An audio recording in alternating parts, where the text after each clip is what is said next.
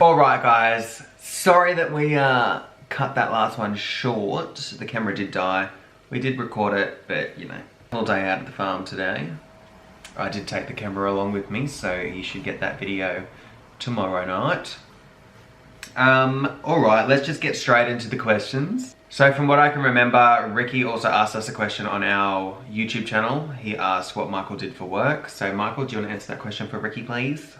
I work for an irrigation company, so I do irrigation work, which is sprinklers and pumps and all that sort of thing. Do a lot of work for like local councils, on sports fields and that sort of thing. So that's going to come in handy for us on the farm. Yeah, sure. Especially once we have some water. Well, that's one job. My other job is night filling at the supermarket, and my third job is working on the farm. So yeah, Keep him busy.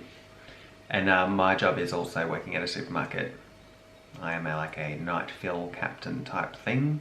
He's my boss. Yeah, sometimes. Alright. And he's the boss at home too. No, I'm not. So Karen Cartwright, did I even say it, Karen? Karen, yes. Yep. So Karen Cartwright asks, I may have missed this, but what breed are your cattle? So our cattle are Australian Lowlines.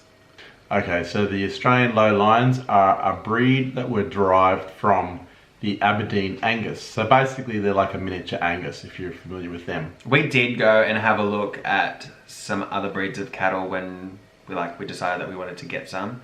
We originally went and had a look at the Belmont Reds, and when we went there we were just like, holy crap, those cows are massive. They had two big bulls in the front paddock, and they were just massive, really intimidating cows, especially for people that are like very fresh and don't know anything about cows.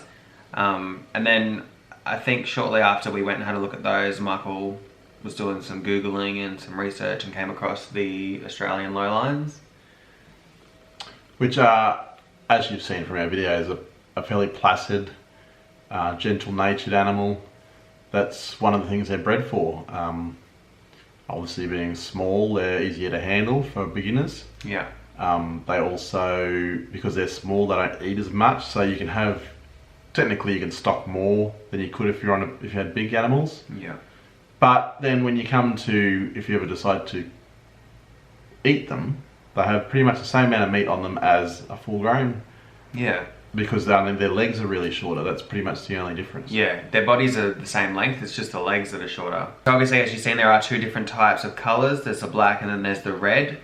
Michael has a registered stud under his name, so it's actually going to be his business, breeding and selling. If you want to check it out, Bill Carr Rise Lowlines on Facebook. Yep, Bill Carr Rise Lowlines. But yeah, so he wants to specialise more in the red gene rather than the black gene. Hence the reason that we have Beauty, which is completely red, but all the other girls that we have, apart from the two new ones, carry the red gene. So the chances of them throwing red babies, you know, there's a chance of them doing that. And Norman is also a red carrier, so when he crosses with Holly and Beauty, there's a possible chance of a red, and obviously a higher chance with Beauty because she's already red. She's already red, so yeah. And Beauty's going to be jumping in with Norman in about 4 weeks' time. Hey. Probably about a month. Both Holly and Beauty are going to jump in with Norman to get the deed done. But yeah, thanks so much, Karen, for your question. So Nicole, hey Nicole. Sorry, I have so many questions and I know I could ask you both at work, but lol. How did this dream all come together? Was it something that you both wanted to do or something that you just decided to do out of the blue? We sort of spoke about this in the Q&A yesterday, but it wasn't really something that you just plucked out of the blue, eh? No.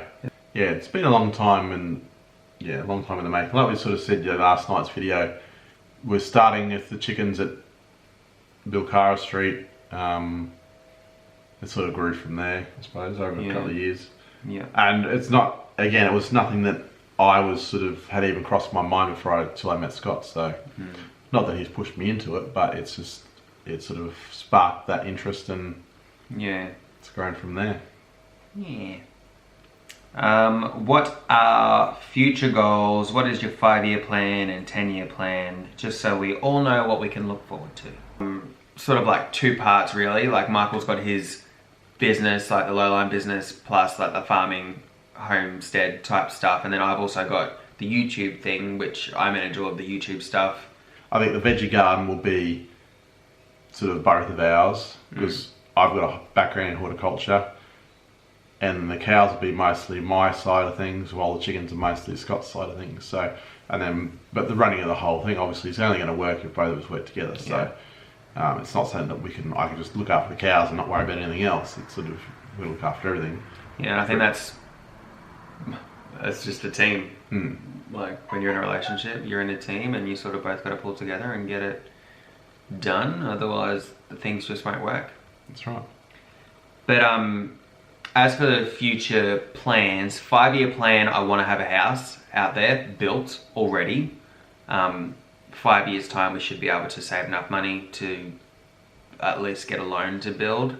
But you know, we don't have like 1 million subscribers, so we're not getting all these paid promotions or whatever. And even if we did, we probably wouldn't be interested in doing it anyway, because I think it's I shouldn't go down that path because I don't really agree with most of it. But 5-year plan, definitely want to have our trees in the ground. They're going to be in the ground soon, so we want to have fruit in the next 5 years. Fruit trees, nut trees, as much fruit as we can get. Fruit trees and that were something that we really wanted to get done sort of like 3 months ago. Hi. Such an idiot. So that's like, so what I was saying with the trees and stuff is we wanted to have trees in as soon as we can, because they obviously take the longest to come into fruit and all that. We have got some fruit trees there that we're waiting to plant out, but obviously we want to finish the chicken coop and get some more paddocks ready before we move on to another project. But yeah, 5-year plan, we want to be already canning, already getting a lot of our own meat, produce, should have a house, should have a full herd. And yeah, we should just be a fully functioning homestead. Yeah. Yeah. And my vision for our YouTube channel in the next 5 years, I don't have any expectations. So basically with all the editing and everything that happens, like that's a really cool way for me to express myself in a creative way. And not to mention, I also like talking to all of you guys. And you know, we don't obviously know what we're doing a lot of the time. So the fact that there's people that are watching our stuff and saying, hey guys, you know, you could try doing it this way, or this is happening because of this, it does actually help. So that's also a positive thing about the YouTube. But in terms of growth and all that stuff, yeah, it'd be nice to have more growth, but I don't have any expectations really. And I also think a YouTube channel, a channel's growth depends on the people that are watching it. Really. Yeah. It's all about like sharing it with your friends and sharing it with your family and all that sort of stuff. So I honestly think that if we want our channel to grow, then we just got to be sharing it with people. And we can only do so much ourselves. But yeah. I don't really know if that answered your 5-year plan or whatever. It was sort of like a whole heap of different things, but yeah. Touching back on that, because looking what they can look forward to. Obviously, yeah, we've got the trees, but we're also thinking maybe some goats in the future, maybe some pigs. Pigs. Scott wants to butcher some pigs. I would like to have some pigs. Just comes down to the whole homesteading side of things. Like being self-sufficient, I want to have my own meat, my own canned goods that I've done myself. I want to have meat birds down the track. Nicole, I know you're not really going to want to hear the slaughtery type stuff, but most of us eat meat and I want to be able to just raise my own. As long as he butchers his own and I don't have to see it. Well, I butchered chickens with my uncle. They were our chickens and that was fine. I wish I had had like a better setup. It doesn't have to be something flash, but you know, as good as it gets. Because I mean, it's one thing to say yes, we'd be nice to have, 3 or 4 goats, but that's just more feed we've got to have for them. It's more water. It's more, materials to set up their home and then you've got to treat them. Like, I mean, what you probably don't see, and you'll see in future videos, is like for the cows we have to dose for flies and lice and stuff every sort of 6 weeks or so. So, and then for the fly tags it's every 3 months. So there's a lot to go into looking after animals, and goats and stuff are the same. You've got to worm them just like your dogs. You've got to worm them. You've got to treat them for this and that. So yeah, it's all expenses, obviously. So yeah. Anyway guys, that is it from us. Hopefully you enjoyed this video. If you did, let us know in the comments. If we missed any questions, sorry about that. But just let us know, again, in the comments. Anything you'd like to know, and we'll try and answer them in future videos or in the next Q&A that we do. But yeah, thanks for joining us, and we'll see you in the next one. bye. Bye!